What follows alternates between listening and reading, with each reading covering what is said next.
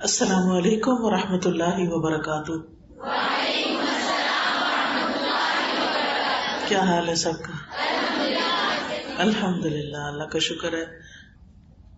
نحمدہ ونصلی علی رسولہ الکریم، اما بعد فاعوذ باللہ من الشیطان الرجیم، بسم اللہ الرحمن الرحیم۔ رب اشرح لی صدری ویسر لی امری واحلل عقدۃ من لسانی یفقهوا قولی۔ اللہم انا نسألک علما نافعا وعملا متقبلا ورزقا طیبا۔ الحمد للہ الولی الحمید، اسبغ علینا نعمہ ظاہرۃ وباطنہ وہدانا لدینہ وما کنا لنہتدی لولا ان ہدانا اللہ۔ نحمده على نعمه العظیمہ وآلائہ الجسیمہ۔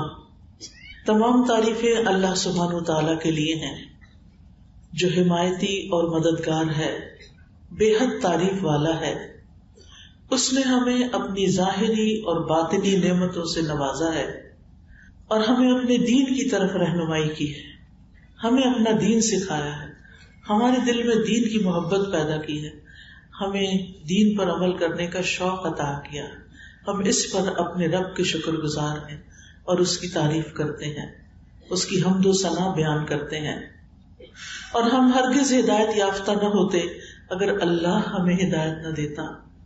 ہم اللہ کی عظیم نعمتوں اور اس کے بڑے بڑے احسانات پر اس کی حمد بیان کرتے ہیں، اس کا شکر بجا لاتے ہیں۔ آج جس موضوع پر میں آپ کے ساتھ گفتگو کروں گی وہ ہے زندگی میں آسانی کی دعائیں۔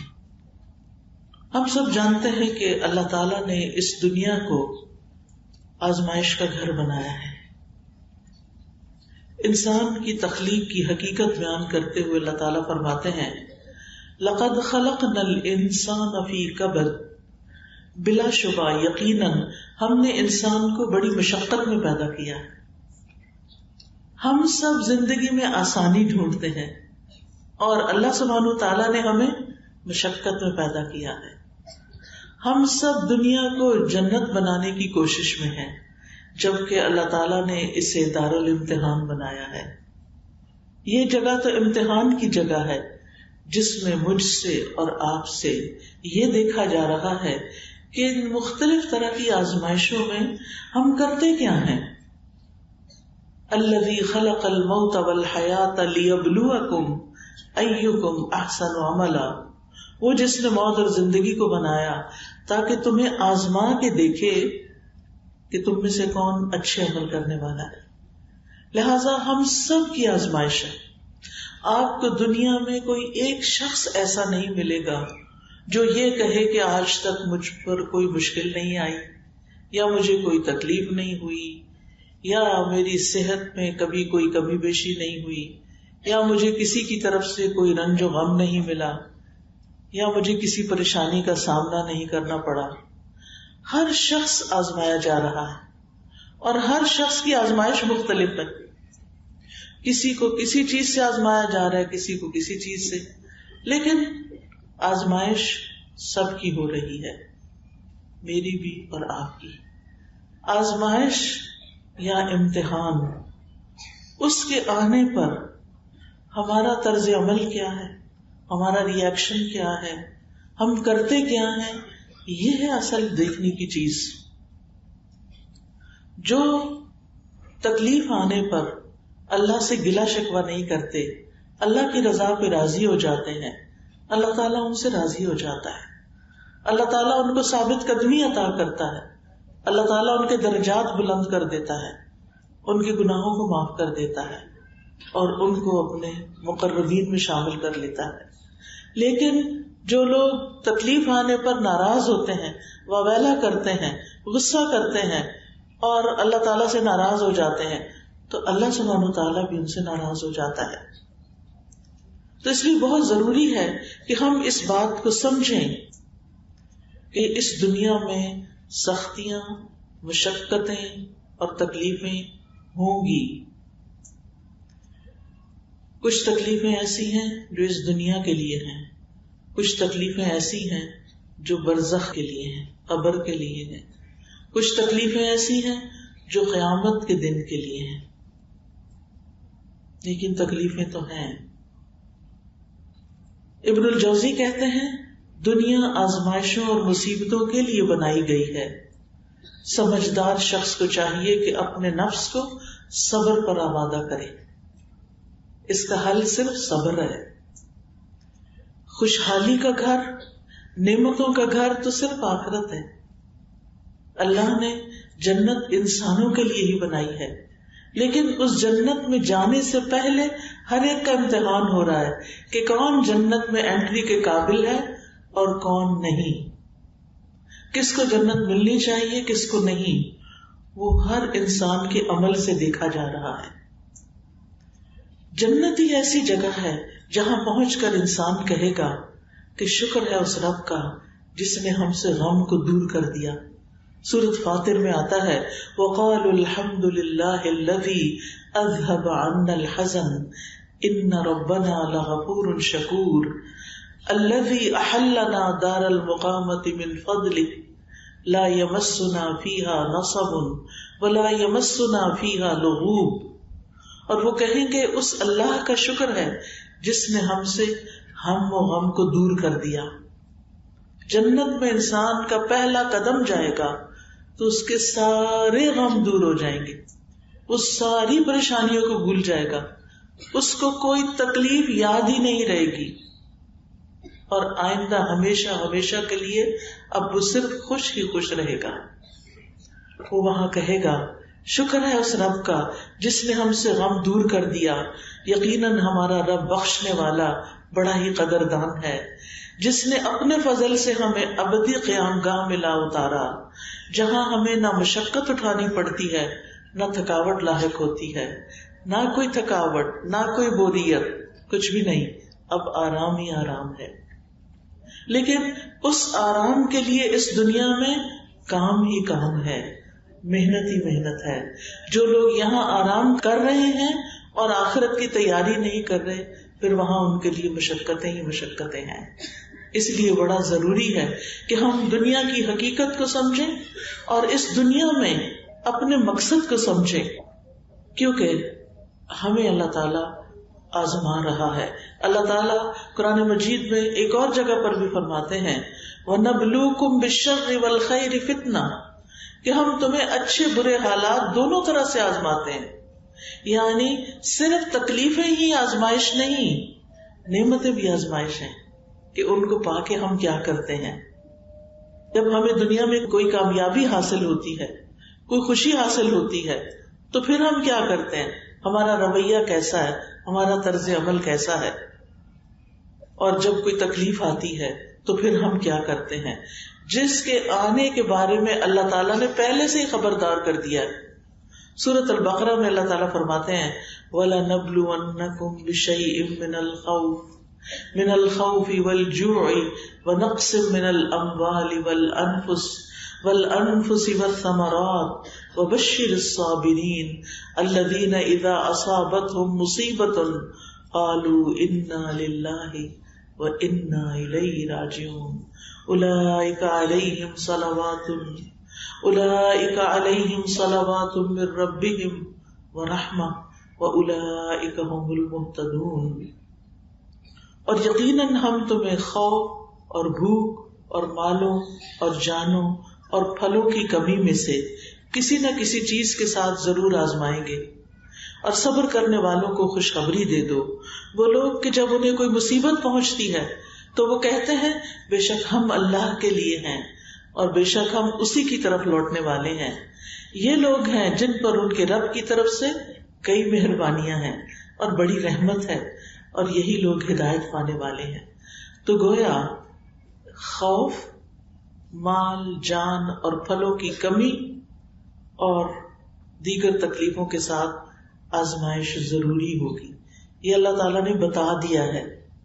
آپ دیکھیں وا لا نبلونا، یہاں پر 3 موقدات آئے۔ موقدات کہتے ہیں جس سے تاکید کی جاتی، واو قسم کی ہے، لام تاکید کا ہے، نون مشدد بھی تاکید کا ہے، یعنی اللہ تعالیٰ قسم کھا کے فرماتے ہیں کہ ایسا ضرور ہوگا.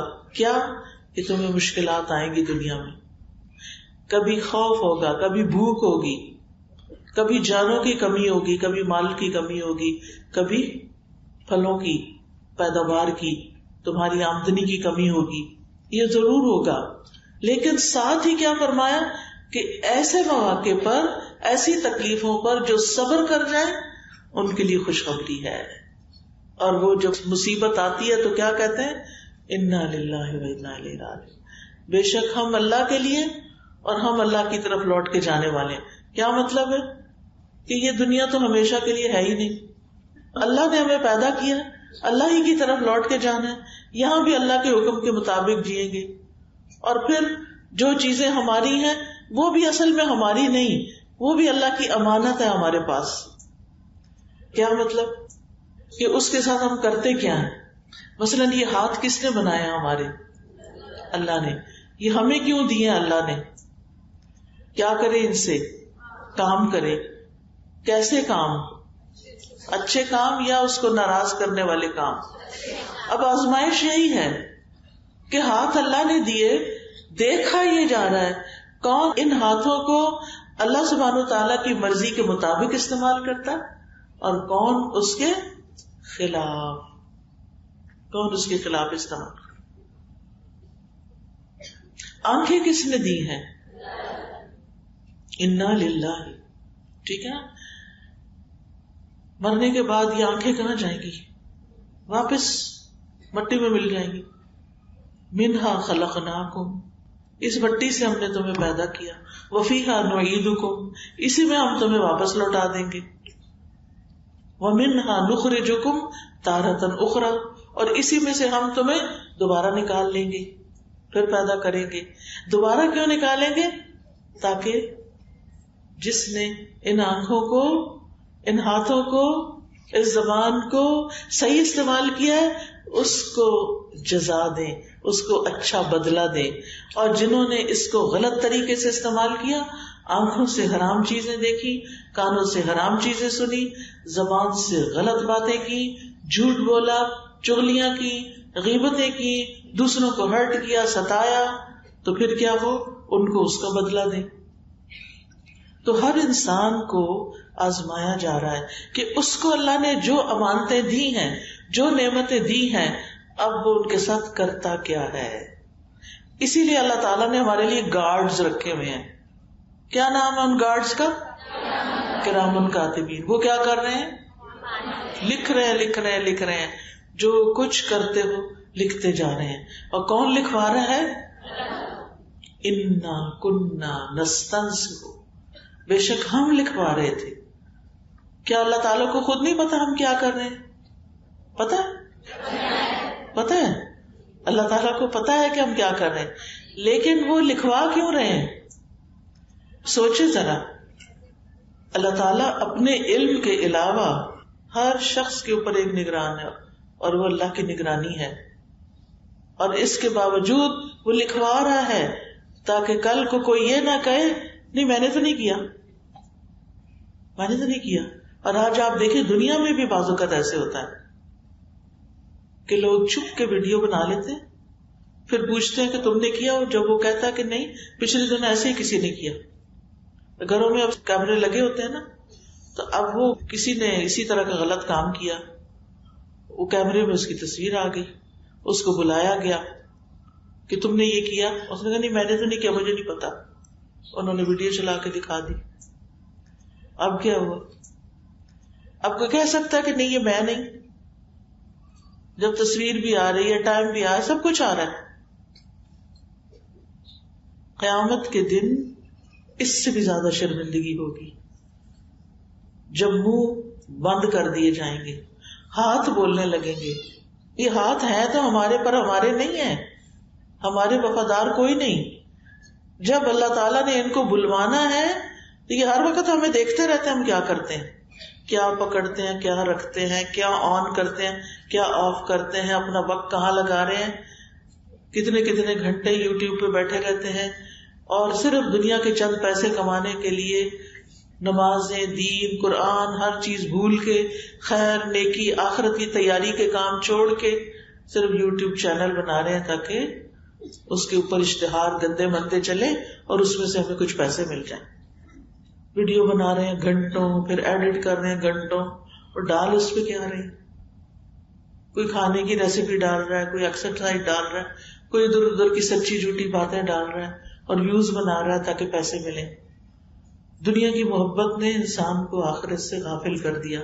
الہاکم التکاثر حتی زرتم المقابر کلا سوف تعلمون ثم کلا سوف تعلمون. الہاکم التکاثر، ایک دوسرے کے مقابلے میں کثرت سے، یعنی مال حاصل کرنے کی خواہش نے تمہیں لہو و لعب میں مبتلا کر دیا، غافل کر دیا. اتنے غافل رہے حتی زرتم المقابر، یہاں تک کہ تم نے قبریں جا دیکھی، قبر میں پہنچ گئے. دنیا دنیا دنیا، اور نہیں پتا کس وقت چلے جانا ہے، اور آخرت کی کوئی فکر نہیں. دنیا میں گھنٹوں لگا دیتے ہیں، نہیں تھکتے، اور آخرت کا کام تھوڑا سا. جب اتنے گھنٹے تھک کے اٹھیں گے اور بیکار سے کام کر کے، فضول کام کر کے اٹھیں گے، نماز پڑھیں گے تو کیا ہوگا؟ آنکھیں بھی بند ہوگی اور یون کر رہے ہوں گے، کسی طرح سر سے اتر جائے، کیونکہ نہ پڑھی تو پھر کہیں پکڑی نہ ہو جائے. پر ایسی پڑھی کا کیا فائدہ جس میں نہ اللہ کی یاد ہے، نہ اللہ کی محبت ہے، اور نہ اللہ کے سامنے کچھ عاجزی ہے. تو ہم سب بنیادی طور پر ایک دھوکے میں پڑے ہوئے ہیں کہ شاید ہم نے ہمیشہ یہاں رہنا ہے، شاید یہ جوانی ہمیشہ رہے گی، شاید یہ رنگ میلے ہمیشہ رہیں گے. نہیں، یہ بہت جلد ختم ہو جائیں گے. اور مرنے کے بعد انسان کیا کہے گا؟ میں دنیا میں کتنا جیا؟ الا عشیۃ او ضحاہا، دن کا ایک حصہ، صبح کا یا شام کا. ہم سب کو سوچنا چاہیے کہ ہم اپنے اس وقت کو جس میں ہماری آزمائش ہو رہی ہے، ہم کس طرح گزار رہے ہیں. اب سوال یہ پیدا ہوتا ہے کہ تکلیفیں کیوں آتی ہیں؟ تکلیفیں آتی ہیں بندے کا درجہ بلند کرنے کے لیے، تکلیفیں آتی ہیں انسان کو پختہ کرنے کے لیے، انسان کو کچھ سکھانے کے لیے، انسان کو ہوش میں لانے کے لیے کہ وہ اپنی غفلت سے باہر نکل آئے. تو اس لیے تکلیفیں تو آئیں گی. نبی صلی اللہ علیہ وسلم نے فرمایا، بے شک بندے کے لیے جب اللہ کے ہاں کوئی مقام اور مرتبہ مقدر ہو چکا ہوتا ہے اور وہ اپنے اعمال کی بنا پر اس تک نہیں پہنچ سکتا، تو اللہ تعالیٰ اسے اس کے اپنے جسم یا مال یا اولاد کی آزمائش میں ڈال دیتا ہے. امام ابو داؤد فرماتے ہیں کہ اس میں یوں بھی کہا گیا ہے، پھر اللہ اسے صبر کی توفیق بھی دیتا ہے، حتیٰ کہ اسے اس مقام اور مرتبے تک پہنچا دیتا ہے جو اللہ تعالیٰ کی طرف سے اس کے لیے پہلے سے مقدر تھا. یعنی عمل سے وہ بندہ اس درجے پہ نہیں پہنچنے والا تھا. کیسے پہنچا؟ تکلیف کاٹ کے، بیماری کاٹ کے. تو تکلیفیں پاک کرنے کا سبب ہوتی ہیں. اور یہ نہ سوچیں کہ اللہ تعالیٰ شاید ہم سے ناراض ہوتا ہے تو ہمیں تکلیف میں ڈالتا ہے. کچھ لوگوں کا یہ خیال ہوتا ہے شاید اللہ تعالیٰ مجھ سے ناراض ہو گیا. نہیں، حدیث میں آتا ہے اللہ جس کے ساتھ بھلائی کا ارادہ کرتا ہے اسے مصیبت میں مبتلا کر دیتا ہے، اسے تکلیف میں ڈال دیتا ہے. اور یہ اللہ کی بندے سے محبت کی نشانی ہے. حضرت انس کہتے ہیں نبی صلی اللہ علیہ وسلم نے فرمایا، زیادہ ثواب بڑی آزمائش کے ساتھ ہے. جب اللہ تعالیٰ کسی قوم سے محبت کرتا ہے تو انہیں آزمائش میں مبتلا کر دیتا ہے. بس جو راضی ہو جائے اس کے لیے رضا ہے، اور جو ناراض ہو اس کے لیے ناراضگی مقدر ہو جاتی ہے. جتنے بھی اللہ کے بڑے بڑے پیارے پیغمبر گزرے ہیں وہ سب تکلیفوں سے گزرے ہیں. کیا آدم علیہ السلام کی آزمائش ہوئی تھی؟ آدم علیہ السلام کا امتحان ہوا تھا؟ پھر کیا ہوا اس کے بعد؟ جب وہ اس میں ناکام ہو گئے تو ان سے جنت کا لباس اتروا لیا گیا، ان کو جنت سے نکال دیا گیا. کیا ان کو کوئی تکلیف ہوئی ہوگی؟ بہت تکلیف ہوئی.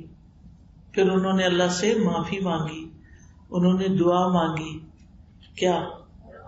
ربنا ظلمنا انفسنا وان لم تغفر لنا وترحمنا لنکونن من الخاسرین. کیا نوح علیہ السلام آزمائش سے گزرے تھے؟ کتنے سال؟ 950 سال. ان کی قوم نے ان کی بات نہیں مانی. پھر کیا ہوا؟ ان پر طوفان آ گیا. فأخذهم الطوفان وهم ظالمون. موسیٰ علیہ السلام کے لیے کوئی آزمائش تھی؟ ایک تھی یا بہت سی تھی؟ بہت سی تھی. وَفَتَنَّاكَ فُتُونًا. ہم نے طرح طرح سے تجھے آزمایا. وَاصْطَنَعْتُكَ لِنَفْسِي. پھر میں نے تجھے اپنے کام کا بنا لیا. بہت سی آزمائشیں آئیں. یعقوب علیہ السلام کو کوئی آزمائش آئی؟ کیا آزمائش تھی؟ یعقوب علیہ السلام محبوب بیٹا یوسف علیہ السلام ان سے جدا ہو گئے. کتنے سال جدا رہے؟ بعض کہتے 40 سال. نہیں پتا کہاں ہیں. یہ پتا تھا کہ زندہ ہیں. مایوس نہیں ہوئے تھے. 40 سال بھی مایوس نہیں ہوئے. لیکن کیا وہ روتے تھے ان کے لیے یا نہیں؟ روتے تھے نا. وَابْيَضَّتْ عَيْنَاهُ مِنَ الْحُزْنِ. غم کی وجہ سے آنکھیں سفید ہو گئی تھی.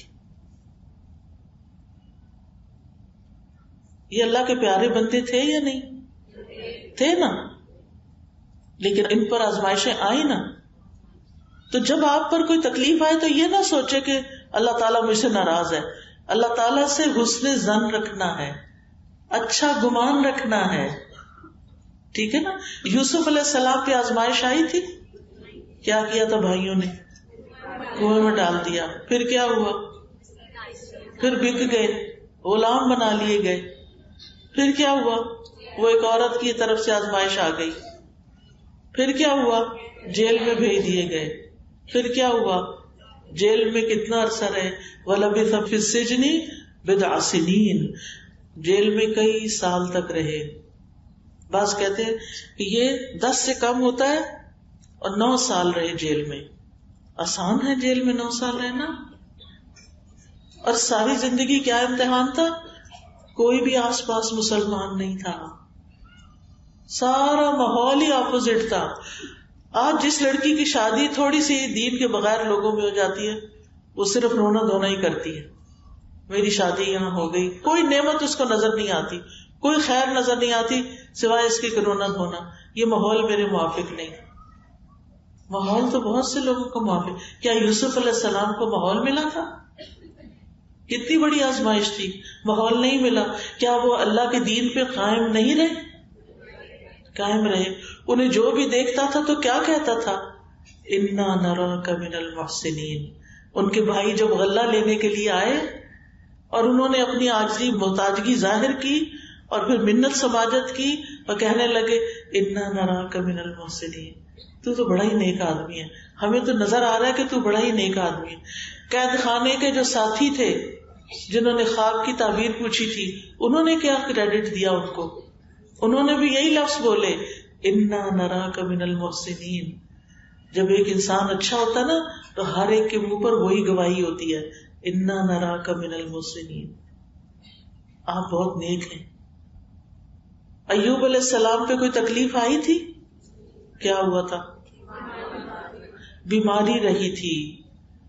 اللہ تعالیٰ فرماتے انا وجدناہ صابرا, ہم نے ان کو صابر پایا تھا. نعم العبد, اتنا اچھا بندہ. انہ اواب, وہ بہت زیادہ رجوع کرنے والا تھا, بار بار پلٹ کر اللہ ہی کی طرف آتے تھے. کیا ان کی بیماری ٹھیک ہوئی؟ ہو گئی. آپ کو پتا یہ صرف بیماری نہیں تھی, ان کے سارے قریبی لوگوں نے ان کو چھوڑ دیا تھا, اکیلے رہ گئے تھے. صرف بیوی تھی جو کھانا وانا دے دیتی تھی. مال بھی چلا گیا, اولاد بھی فوت ہو گئی, خود بھی بیمار ہو گئے. کیا اللہ سے ایک دن بھی بدگمانی کی؟ اچھا ہی گمان رکھا. ایک روایت میں آتا ہے کہ انہوں نے کہا کہ میں اللہ کی عبادت پہلے بھی کرتا تھا, لیکن اس میں میرا مال, میری اولاد, میرے لوگ بیچ میں حائل ہو جاتے تھے. اب تو اے اللہ تیرے اور میرے بیچ میں کوئی بھی نہیں رہا، اب تو مجھے تیری عبادت میں لذت ہی لذت ہے، سارے ساتھ چھوڑ گئے، اب یہ تنہائی بڑی اچھی لگتی ہے، تیرا ذکر کرتا رہتا ہوں، تیرے سے مناجات کرتا رہتا ہوں۔ پھر آپ دیکھیے حضرت مریم علیہ السلام پر کوئی آزمائش آئی تھی، وہ اتنی تکلیف میں تھی اور ساتھ ہی ان کو یہ پریشانی کہ میں کیا قوم کو بتاؤں گی جا کے، کیا کہنے لگے، یا لیتنی مت قبل ھذا وکنت نسیا منسیا، کاش میں آج سے پہلے بھولی بھلائی جا چکی ہوتی اور مجھے کوئی بھی نہ جانتا ہوتا، یا لیتنی مت قبل، اس سے پہلے ماری جاتی اور بھول بلا دی جاتی، میں آج ہوتی نہ دنیا میں۔ حضرت آسیہ پر کوئی آزمائش آئی تھی، کیا آزمائش آئی تھی؟ فرعون سختیاں کرتا تھا، ہاتھوں میں اس نے کیل ٹھوک دیے تھے، دیوار کے ساتھ چم دیا تھا کہ باز آ جاؤ دین سے، لیکن وہ باز نہیں آئی۔ کیا دعا کرتی تھی، رب ابن لی عندک بیتا فی الجنہ، اللہ اپنے پاس جنت میں گھر بنا دے، ونجنی من فرعون وعملہ، مجھے فرعون اور اس کے عمل سے بچا لے، نجات دے، ونجنی من القوم الظالمین، اللہ مجھے ظالم لوگوں سے نجات دے۔ ان سب لوگوں نے کیا کیا تھا؟ حضرت یونس علیہ السلام پہ آزمائش آئی تھی، کیا آزمائش آئی تھی؟ مچھلی کے پیٹ میں اندھیروں پر اندھیرا، رات کے وقت کبھی کسی دریا پہ گئے آپ اندھیرے میں؟ سوچیں بادل آئے ہوئے ہوں، رات ہو اور آپ پانی کے وہ گہرائیوں میں ہو، مچھلی کے پیٹ میں ہو، کتنی خوفناک جگہ۔ کیا انہوں نے اللہ تعالیٰ کو بلیم کیا تھا کہ آپ نے میرے ساتھ کیا کیا؟ کیا کہا تھا؟ لا الہ الا انت سبحانک انی کنت من الظالمین، اللہ میری اپنی غلطی ہے، آپ ظالم نہیں ہیں، آپ ہر خطا سے پاک ہیں، اللہ سے برا گمان نہیں کیا۔ تو یاد رکھیے زندگی میں اگر کوئی تکلیف آئے تو دو کام لازمی کرنے ہیں۔ نمبر ایک، اللہ سے گمان اچھا رکھنا ہے، شیطان کو اپنے اوپر حاوی نہیں ہونے دینا۔ نمبر دو، دعائیں کرنی ہیں، یہ دعاؤں کا کارڈ اسی لیے بنایا گیا ہے، مشکل آ گئی آسانی کے لیے دعائیں کریں، دعائیں کرنی ہیں۔ خود ہمارے پیارے نبی صلی اللہ علیہ وسلم پر کوئی مشکلات آئی تھی، ہر طرح کی آزمائشیں آئی تھی، اور آپ نے فرمایا تھا نا کہ جس پر کوئی تکلیف آئے وہ کیا کرے، میری تکلیف کو یاد کر لے۔ ہم نے کیا کرنا ہے؟ اللہ کی طرف رجوع کرنا ہے، اپنے ایمان کی تجدید کرنی ہے، نیک عمل کرنے ہیں، کیونکہ اللہ کا وعدہ ہے وَأَمَّا مَنْ آمَنَ وَعَمِلَ صَالِحًا فَلَهُ جَزَاءً الْحُسْنَى وَسَنَقُولُ لَهُ مِنْ أَمْرِنَا يُسْرًا، اور رہا وہ جو ایمان لایا اور اس نے نیک عمل کیے تو اس کے لیے بدلے میں بھلائی ہے، اور ان قریب ہم اسے اپنے کام میں سے سراسر آسانی کا حکم دیں گے۔ ایک اور جگہ پر آتا ہے من عمل صالحا من ذکر او انثى وهو مؤمن فلنحيينه حياة طیبہ ولنجزینهم اجرهم باحسن ما كانوا يعملون۔ جو شخص بھی نیک عمل کرے گا، خواہ مرد ہو یا عورت، بشرطے کہ وہ مومن ہو، تو ہم اسے پاکیزہ زندگی بسر کرائیں گے، ہم اسے عمدہ زندگی دیں گے۔ تو نیک عمل کرتے رہیں گے تو آپ کے دلوں پہ اطمینان ہوگا، دعائیں مانگیں گے، اللہ سے گمان اچھا رکھیں گے تو آپ کی زندگی خوشگوار ہو جائے گی۔ کیا نبی صلی اللہ علیہ وسلم مسکراتے تھے؟ سب سے زیادہ مسکرانے والے تھے، جبکہ آپ کے اوپر سب سے زیادہ تکلیفیں تھیں، پھر بھی آپ مسکراتے رہتے تھے۔ تو ہم نے کیا کرنا ہے؟ غم کو اپنے اوپر طاری نہیں کرنا، اللہ سے اچھا گمان کر کے، معاملہ اللہ کے سپرد کر کے، دعا مانگ کے اپنے آپ کو کسی اچھے کام میں لگا دینا ہے۔ ہر وقت غم کو یاد نہیں کرتے رہنا، اس کا کوئی فائدہ نہیں۔ اٹھ کے کیا کرنا ہے؟ اللہ کی عبادت اور اطاعت، وَاسْتَعِینُوا بِالصَّبْرِ وَالصَّلَاةِ، مشکل آئے تو کیا کریں؟ اٹھے نماز پڑھیں۔ ہم سب کچھ کرتے ہیں، نماز نہیں پڑھتے مصیبت کے وقت، تکلیف کے وقت۔ لیکن کچھ لوگ اب بھی ایسا کرتے ہیں، کیا مشکلات کے وقت کیا کرتے ہیں؟ نماز پڑھتے ہیں. میری دادی کے بارے میں بتاتے ہیں بڑے، میں نے تو ان کو نہیں دیکھا، کہ ان کے کئی بچے ہوئے تھے اور کچھ بڑے ہو جاتے تھے، کچھ اور بڑے، کچھ اور پھر فوت ہو جاتے تھے. صرف میرے چچا اور والد جو تھے یہ بچے تھے، اور ایک پھوپھی. وہ کیا کرتی تھی، جب کوئی بچہ فوت ہوتا تھا اس کے اوپر کپڑا ڈال دیتی اور خود نماز پڑھنا شروع کر دیتی. لوگ اتنی باتیں بناتے کہ اس کو تو اپنے بچوں کے فوت ہونے کا کوئی غم ہی نہیں. کیا یہ کسی سے پوچھ کے غم لگتا ہے؟ جو بھی کوئی ماں ہے، بچے کو تو چھوٹی سی چوٹ بھی لگ جائے تو ماں کا کیا حال ہوتا ہے؟ ایک دم لگتا پاؤں سے جان نکل گئی ہے. جو بچہ فوت ہوا ہو اور پاس رکھا ہوا ہو، آپ کسی کا بھی فوت ہوا بچہ دیکھتے ہیں آپ کے دل کو کچھ ہو جاتا ہے. کبھی ڈیڈ بیبی دیکھا؟ چھوٹا بچہ جو فوت ہوا ہوا، کیسی طبیعت کے اوپر بوجھل ہوتا ہے انسان. نبی صلی اللہ علیہ وسلم کی آنکھوں سے آنسو روا ہو گئے جب ابراہیم فوت ہوئے، آپ کے چھوٹے بیٹے جو حضرت ماریہ قبطیہ سے تھے. تو آپ سوچئے کہ چھوٹے معصوم بچے کو فوت ہوتا دیکھ کر تو نبی صلی اللہ علیہ وسلم کے آنسو بھی گر پڑے. تو یہ آسان نہیں ہوتا. تو کیا کرنا چاہیے؟ وَاسْتَعِینُوا بِالصَّبْرِ وَالصَّلَاةِ. اور پھر جو ہمارے فرائض ہیں نا ان کو ادا کرنا چاہیے.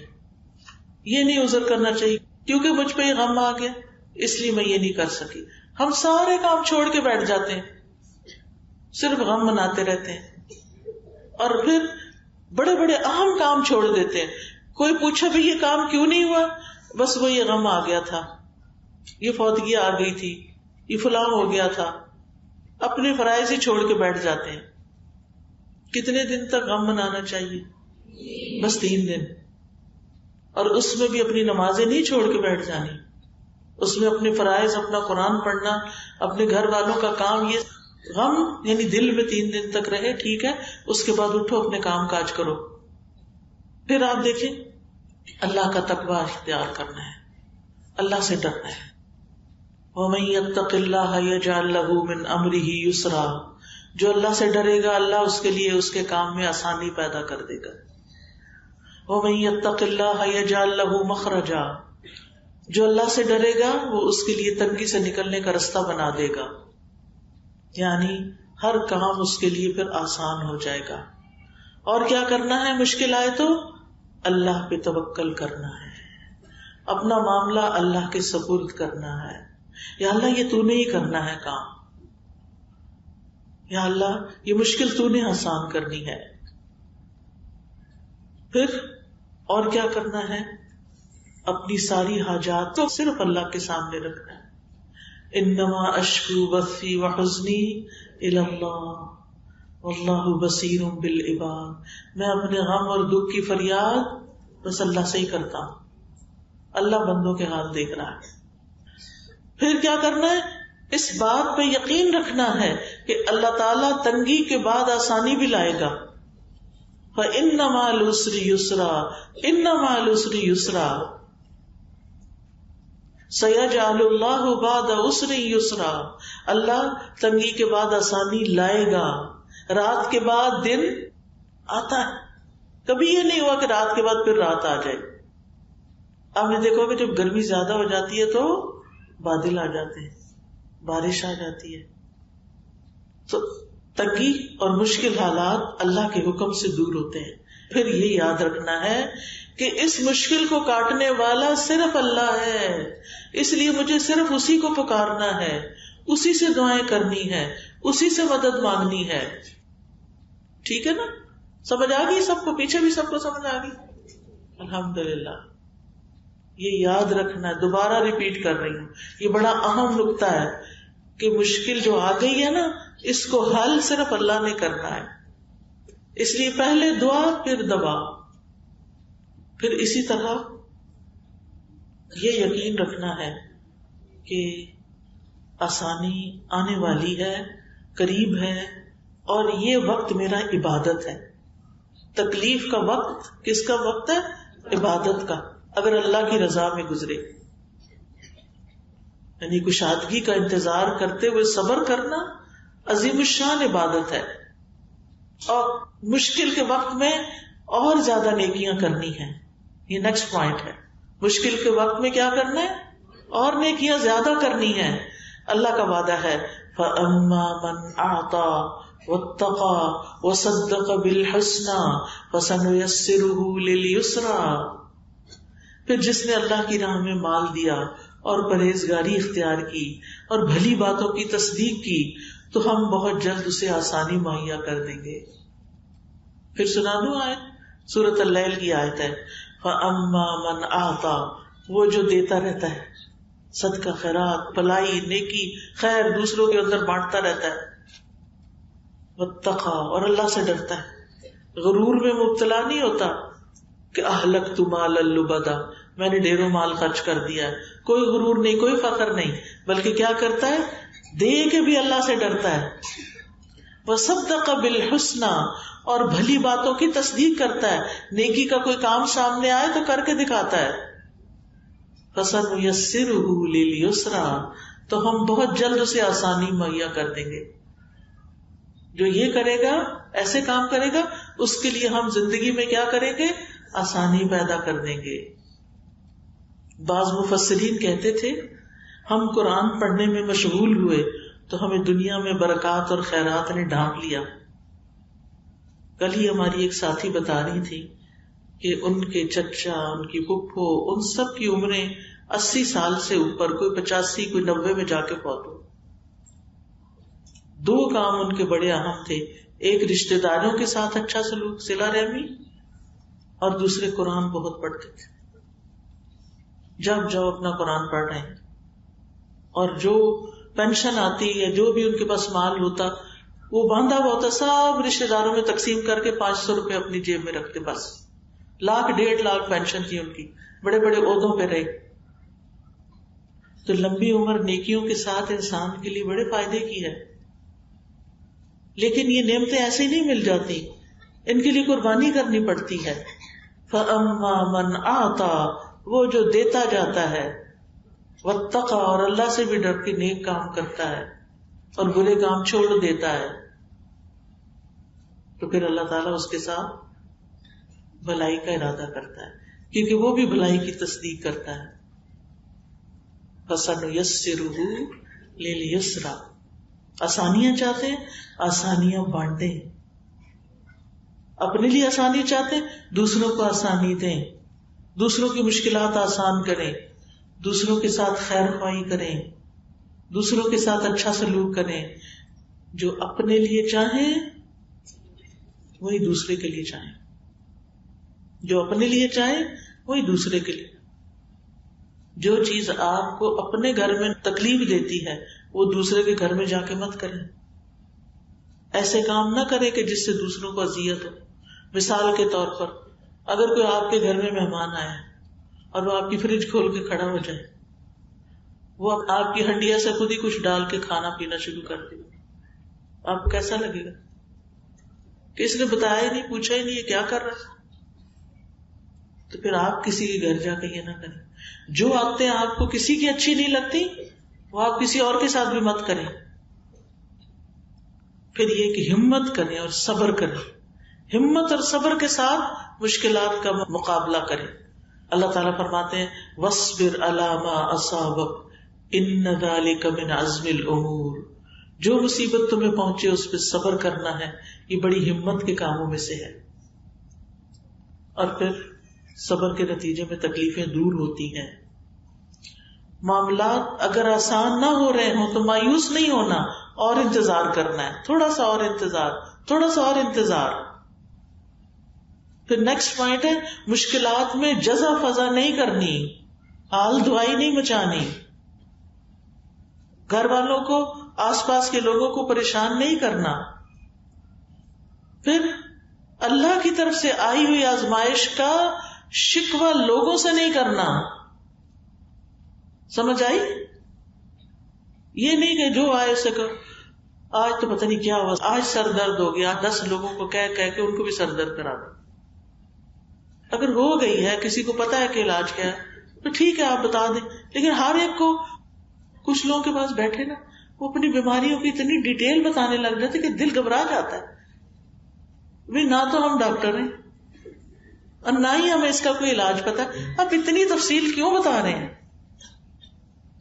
تو دوسروں کو تنگی ہوتی ہے، دوسروں کا وقت ضائع ہوتا ہے. اس کو بتائیں جو آپ کے لیے کچھ کرے، وہ ڈاکٹر ہو، وہ کوئی حکیم ہو، وہ کوئی تھراپسٹ ہو، اس کو تو آپ بتائیں. لیکن جس نے کچھ کرنا نہیں اسے کیوں بتا رہے ہیں؟ تو بندوں کے آگے رونا نہیں رونا. کس کے آگے رونا ہے؟ صرف اللہ کے آگے. پھر دعاؤں کی کثرت، دعاؤں کی کثرت، ذکر کی کثرت.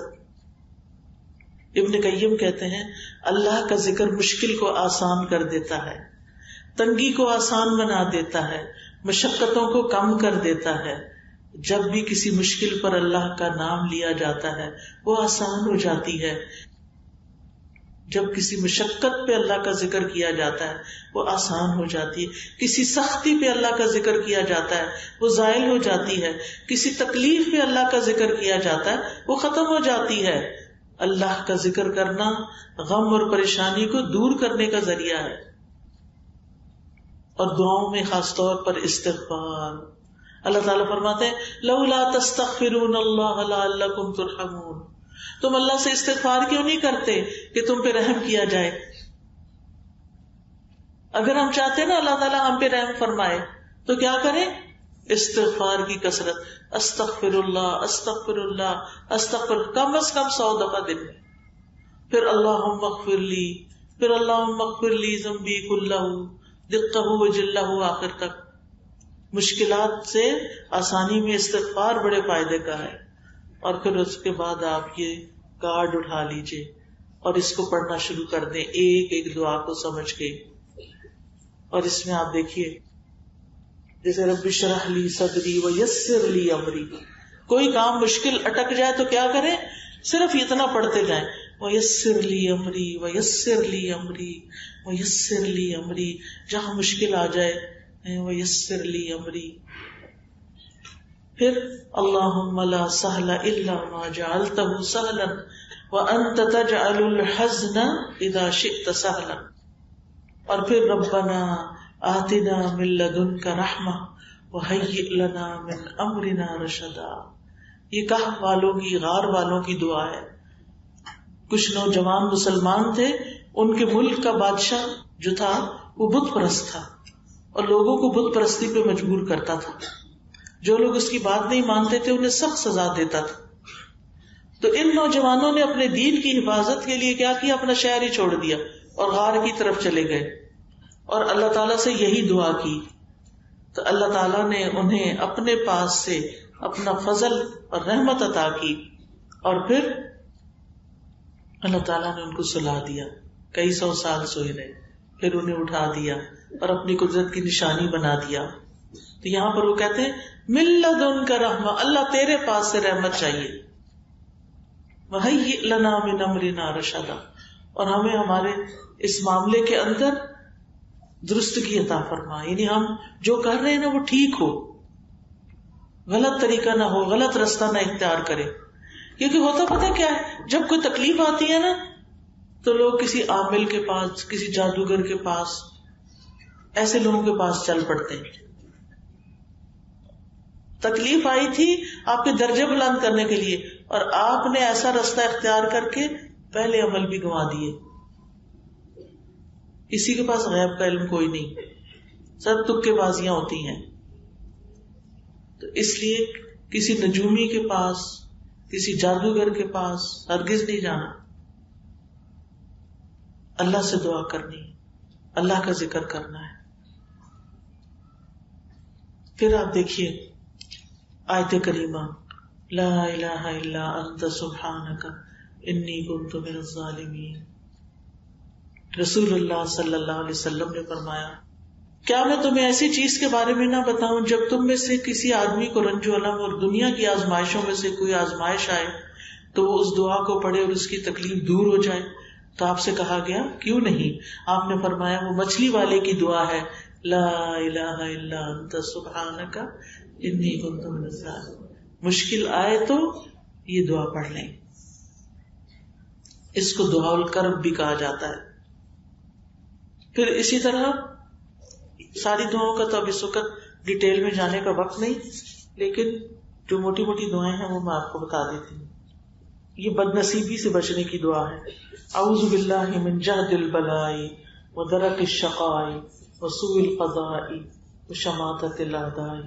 اسی طرح یا حی یا قیوم برحمتک استغیث، یا حی یا قیوم، یہ جو ہے نا اسم اعظم بھی کہتے ہیں، یا حی جو ہے نا اسم اعظم ہے، اس کے ساتھ جو دعا کی جائے وہ دعا قبول ہوتی ہے۔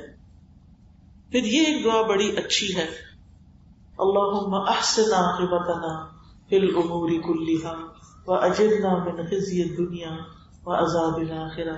پھر درود شریف کی کثرت، درود شریف میں نماز کا درود شریف بھی پڑھ سکتے ہیں، اور اس کے علاوہ بھی جو درود آپ کو پڑھنا ہو سوائے من گڑت درودوں کے، جو مسنون درود ہیں ان کو آپ پڑھ سکتے ہیں، صلی اللہ علیہ وسلم صلی اللہ علیہ وسلم، اس کی کثرت کیجیے۔ ایک دفعہ درود پڑھنے سے کیا ہوتا ہے؟ 10 رحمتیں آتی، 10 نیکیاں لکھی جاتی، 10 گناہ معاف ہوتے، 10 درجے بلند ہوتے۔ درود شریف نہیں چھوڑنا۔ میں اپنی بات یہیں پر ختم کرتی ہوں، اور مجھے امید ہے کہ جو باتیں میں نے آپ کو بتائی ہیں، جو پوائنٹس آپ کو بتائے ہیں کہ مشکل وقت میں کیا کرنا ہے، وہ آپ نے اپنے دل پہ لکھ لینے ہیں، اور ہر مشکل کو درجات کی بلندی کا ذریعہ بنانا ہے، اور یہ کارڈ سنبھال کے رکھ نہیں دینا، سجا کے رکھ نہیں دینا، اس کی دعائیں پڑھتے رہنا ہے۔ وآخر دعوانا ان الحمد للہ رب العالمین، سبحانک اللہم وبحمدک، اشہد ان لا الہ الا انت، استغفرک واتوب الیک۔ جزاکم اللہ خیرا۔ اللہ تعالیٰ آپ سے راضی ہو، بہت اچھی طرح آپ نے سنا۔ اللہ تعالیٰ ہم سب کو عمل کی توفیق عطا فرمائے۔ بارک اللہ فیکم۔ السلام علیکم ورحمۃ اللہ وبرکاتہ۔